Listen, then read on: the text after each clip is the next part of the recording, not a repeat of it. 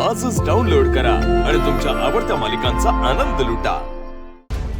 राजन, माझ्या नातीला सासूबाईंसारखा बरोबर असा इथे तीळ आहे ना? हो आई।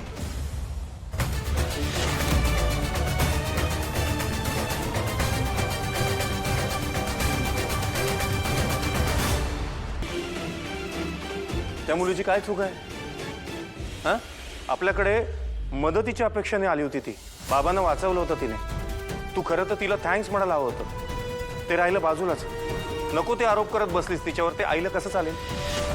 मी काय म्हणतो, हा विषय इथेच थांबूया ना, सोडून देऊया ना प्लीज।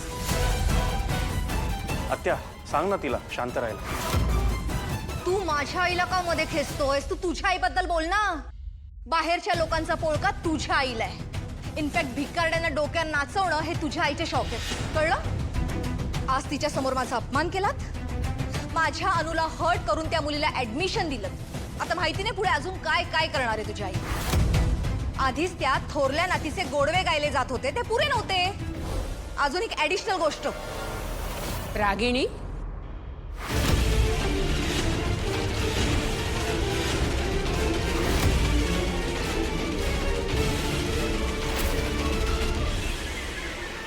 आत्ताच मी प्रिन्सिपलना फैलावर घेऊन आले। दुसरा नंबर तुझा आहे वाटतं। मी कुणासाठी काय करायचं ते ठरवायला मी समर्थ आहे, त्याची काळजी तू करू नकोस। त्या गरीब मुलीशी कशा वागलात तुम्ही? तिची माफी मागणं तर सोडूनच दे, तिच्याशी नीट बोलता येत नाही का तुला?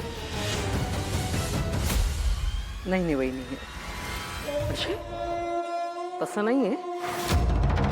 काय झालं, परक्या माणसांसमोर तू तिला सुनावलंस, त्यामुळे जरासं वाईट वाटलं तिला, बाकी काही नाही। हो ना रागिणी?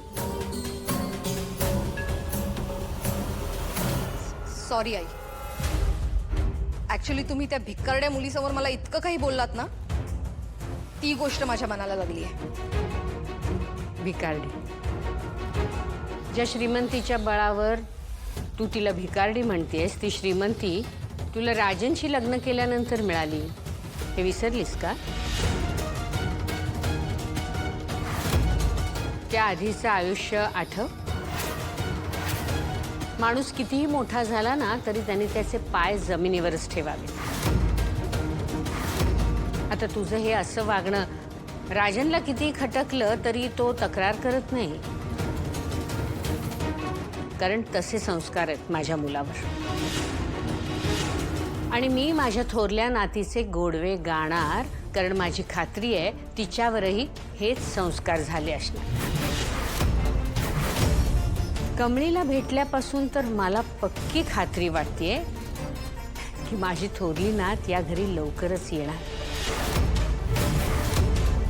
राजन, माझ्या नातीला सासूबाईंसारखा बरोबर असा इथे तीळ आहे ना?